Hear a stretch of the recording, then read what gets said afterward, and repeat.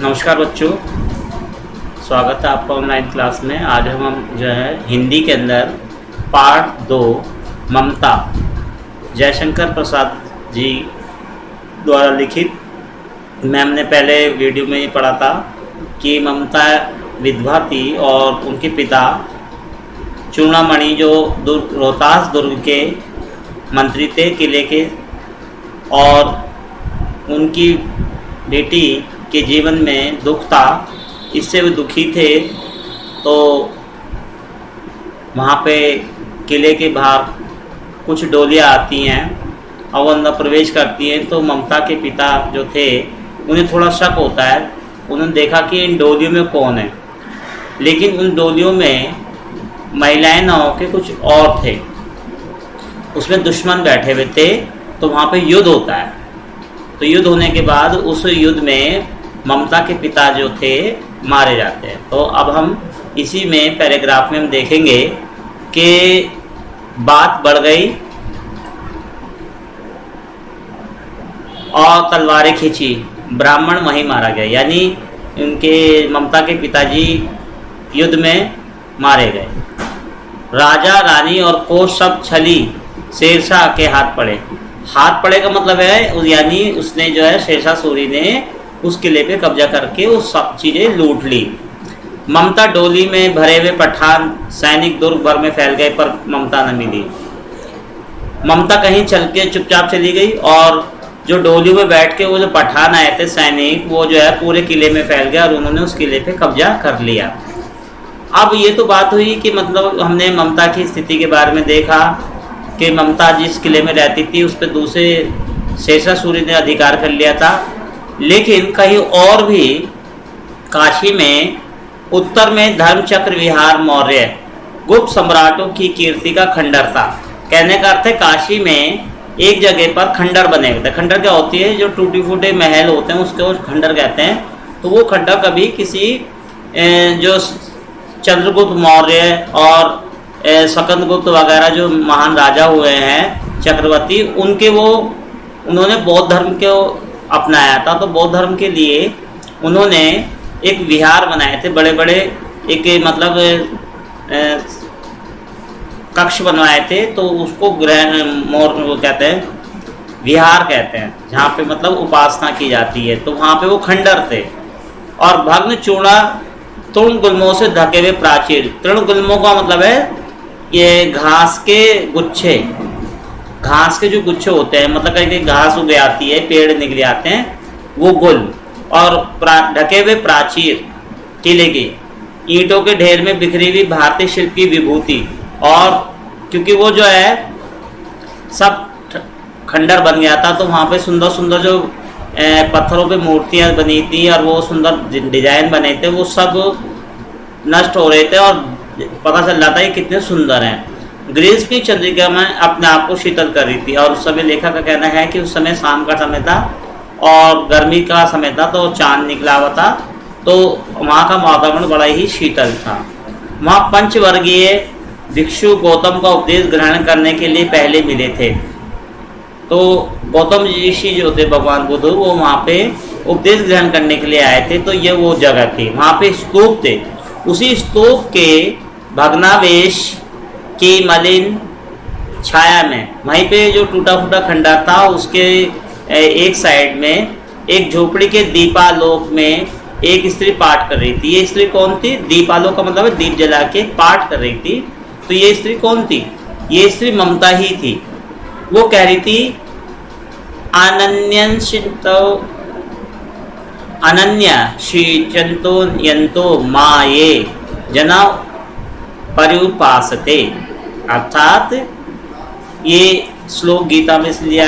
तो ईश्वर कहते हैं कि जो मेरा भजन करता है चिंता रहित होकर, वो मुझको ही भजता है, भगवान श्री कृष्ण कहते हैं। तो वो गीता का पाठ कर रही थी। अनन्या चिंतनो माये जनाओ पर्युपासते।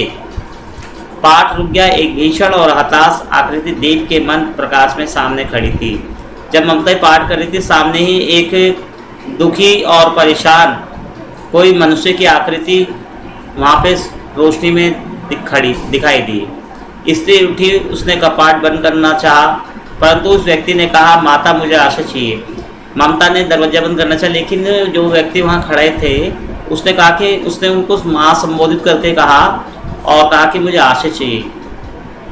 तुम कौन हो? स्त्री ने पूछा। मैं मुगल हूँ, यानी हुमायूं, यानी उन्हें बाबर का पुत्र है हुमायूं। वो उसने अपना आपको कहा, मैं मुगल हूँ और मैं दिल्ली का बादशाह हूँ, और वहाँ पे चौसा के युद्ध में शेरशाह से विपन्न होकर, विपन्न माने परेशान, रक्षा चाहता हूँ। तो उस समय शेरशाह सूरी और हुमायूं का युद्ध था, और शेरशाह सूरी जो है हुमायूं को परेशान कर रहा था, तो दोनों के बीच में युद्ध था। इसलिए हुमायूं जो थे अपनी रक्षा करते करते इधर उधर घूम रहे थे, और तब वो उस जगह पहुँचे जब वो खंडर थे, जब ममता ये पूजा कर रही थी। तो उसने कहा, इस रात अब आगे चलने में असमर्थ हूँ।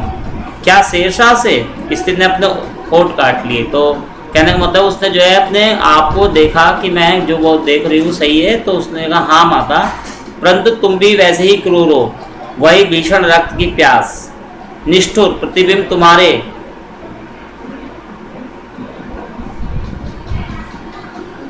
मुख पर भी है सैनिक। ममता ने कहा कि तुम भी कोई कम नहीं हो, तुम भी उतने ही निष्ठुर हो, यानी कठोर हो, क्योंकि जिस प्रकार से मेरे पिता को युद्ध में मार दिया गया, और तुम भी सैनिक हो, तुम्हारे चेहरे पे भी मुझे प्रतिबिंब माने तुम्हारे चेहरे के ऊपर मुझे जो है क्रोध दिखाई दे रहा है। मेरी कुटी में स्थान नहीं, जाओ कहीं दूसरा आश्रय खोल लो। ममता ने कहा, देखो मेरे यहाँ इतनी जगह नहीं है, आप कहीं और जाओ। गला सूख रहा है, साथी छूट गए हैं, आंसू गिर पड़ा है, इतना थका हूँ। इतना कहते कहते वे व्यक्ति धम से बैठ गया।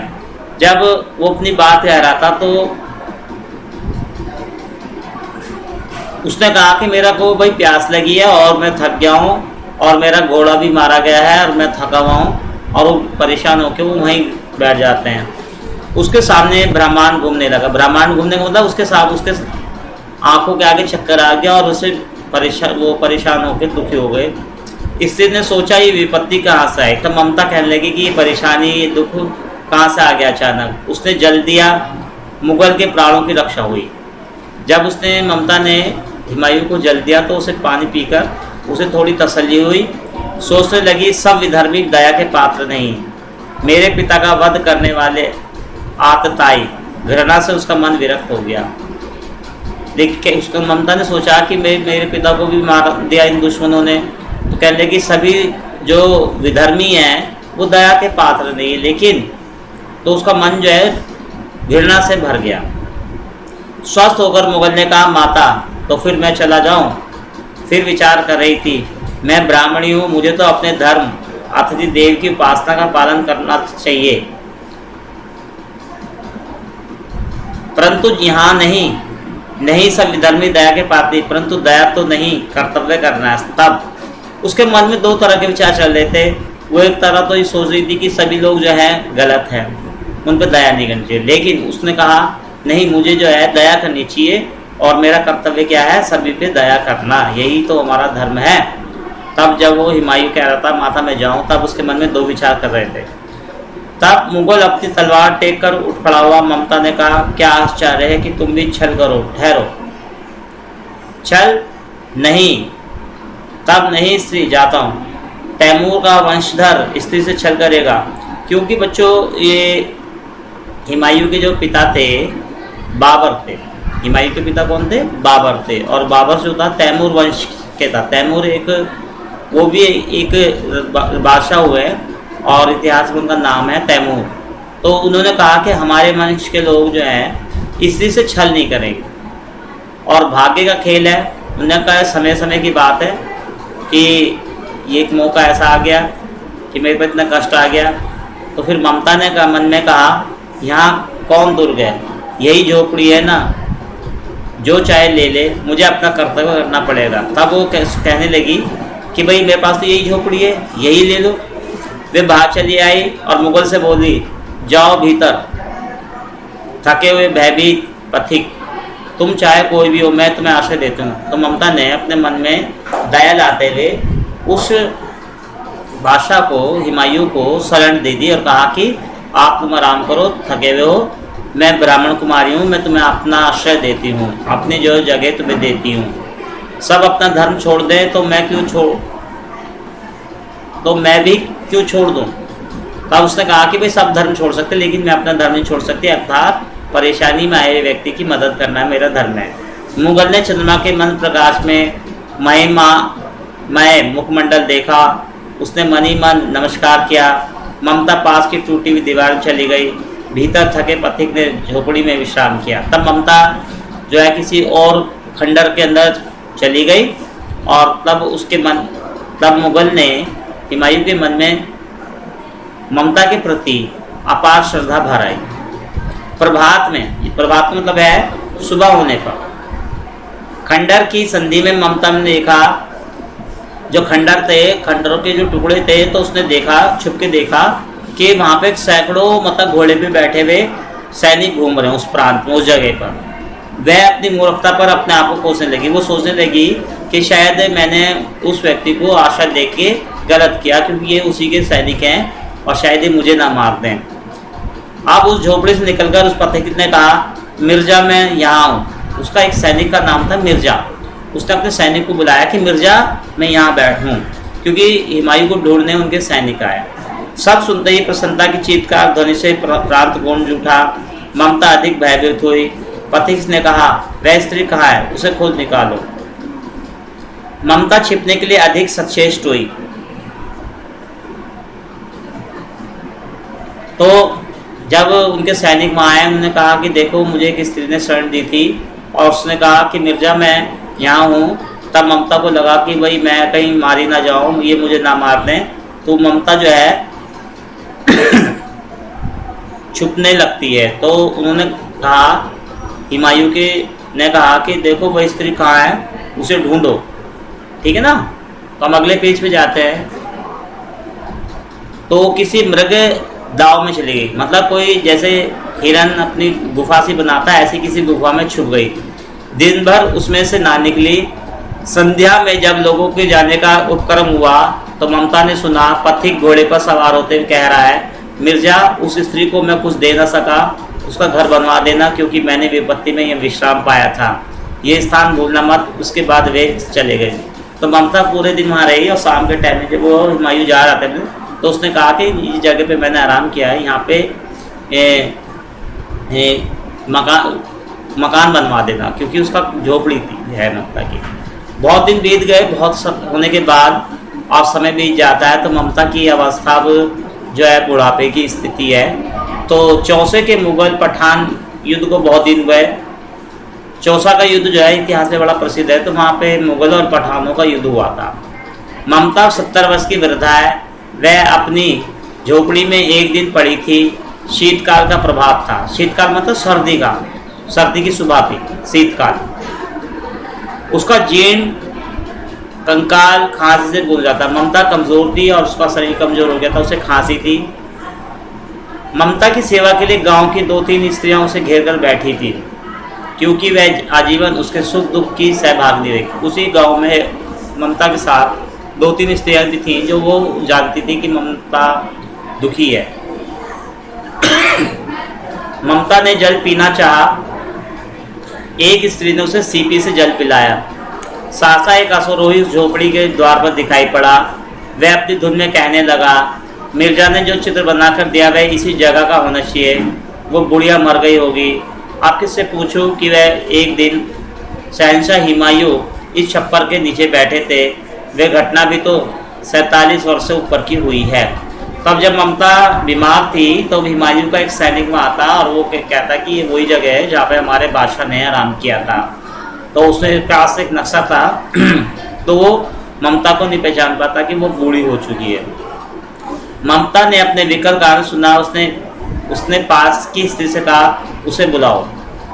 अश्रोही पास आया। ममता ने रुक कर कहा, मैं नहीं जानती कि वह शहंशाह था या साधारण मुगल, पर एक दिन इसी झोपड़ी के नीचे वह रह रहा। तो ममता ने उस सैनिक को बुलाया और बताया कि तुम्हारे बादशाह यहाँ आए थे और उन्हें आराम किया था। मुझे नहीं पता था कि वो शहंशाह या कोई है, लेकिन मैंने अपने कर्तव्य का पालन किया। मैंने सुना था कि वो मेरा घर बनवाने की आज्ञा दे चुका है। मैं आजीवन अपनी झोपड़ी के खोदे जाने के डर से भयभीत रही। तो ममता उस सैनिक को बताती कि भाई मैं अपने मकान को तोड़ना नहीं चाहती थी, लेकिन उस बादशाह ने कहा था कि वो कह रहा था कि मैंने आराम किया तो यहाँ पे मकान बना दो। अब मैं आज इसे छोड़े जाती हूँ, तुम इसका मकान बनाओ, ये महल, मैं अपने चिर विश्राम गृह में जाती हूँ। चिर विश्राम का मतलब है कि अब वो जो है अंतिम समय है, ममता की जो है मृत्यु होने वाली है, तो वो कहती कि मैं अब लंबी यात्रा पे यानी विश्राम करना चाहती हूँ, तुम इस घर को ले लो, अब तुम इसको महल बनाओ या झोपड़ी कुछ भी बनाओ। वैश्रोही अवाक खड़ा था। अवाक का मतलब हैरान। ये बात सुनकर उस घोड़सवार को बहुत हैरानी हुई। बुढ़िया के प्राण पक्षी अनंत में उड़ गए। प्राण पक्षी अनंत का मतलब होता है अर्थात ममता के जो प्राण थे आकाश में उड़ गए। जिस तरह से पंछी आकाश में उड़ता है, इस तरह से ममता के भी प्राण पक्षी उड़ गए, अर्थात ममता का जीवन समाप्त हो गया। वहाँ एक अष्टकोण मंदिर बना और उस पर शिलालेख लगाया। तो वहाँ पे कुछ दिनों बाद एक मंदिर बनाया गया, उस पर एक पत्थर लगाया गया। उस पत्थर पे क्या लिखा था कि सातों देश के नरेश हुमायूं ने एक दिन यहाँ विश्राम किया था। उसके पुत्र अकबर ने उसकी स्मृति में यहाँ गगनचुंबी मंदिर बनवाया, पर उसमें ममता का कहीं नाम नहीं था। कहने का मतलब है हुमायूं के बाद अकबर आते हैं और अकबर को पता था कि हमारे पिताजी की जिन्होंने रक्षा करी थी उस जगह पर उन्होंने मकान के आदेश दिए थे, तो उन्होंने अकबर ने वहाँ पे एक मंदिर बनाया, बहुत गगनचुंबी का मतलब है आप बहुत ऊंचा। उन्होंने ये तो कर दिया, लेकिन उन्होंने ममता की उस उदारता उस दया का को भी जाना, लेकिन ममता का नाम नहीं लिखा कि भाई वहाँ पत्थर पे कि लिखना चाहिए था कि यहाँ पे ममता नाम की एक दयालु स्त्री ने हमारे बादशाह को शरण दी थी और उसकी याद में ये जो है यहाँ पे हम ये मंदिर बनवा रहे हैं। तो इस प्रकार से ममता का नाम नहीं था। कि का मतलब यह है कि समय जब बदल जाता है तो लोग बाग उस बात को भूल जाते हैं, परिस्थितियाँ बदल जाती है। तो ये लिखा है जयशंकर प्रसाद जी। तो ये जयशंकर प्रसाद जी की लिखी हुई एक शानदार कृति है। ये पाठ आपका बच्चों समाप्त हो गया है और आप इसे अच्छी तरह समझ लेंगे। जीवनी आपको मैंने बता दी थी।